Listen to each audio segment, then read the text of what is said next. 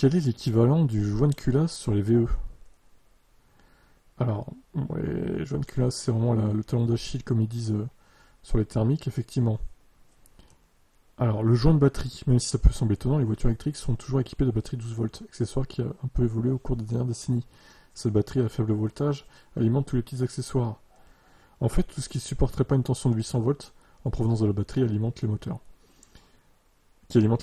La principale différence vient du mode de recharge de cette batterie. Sur une voiture thermique, l'alternateur, une sorte de dynamo, alimente la voiture en courant de recharge de la batterie, quand le moteur thermique tourne.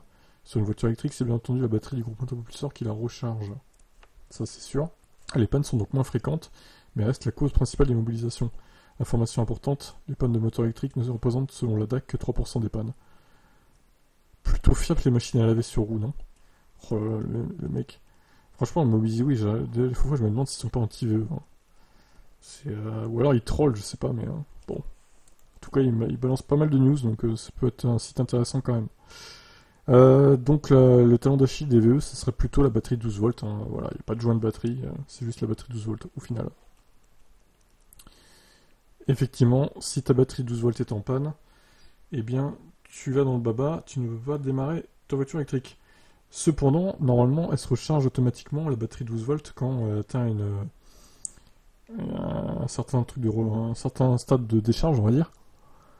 La grosse batterie recharge la petite batterie, automatiquement. Donc, normalement, c'est pas censé tomber en panne. Après, voilà, ça peut arriver quand même.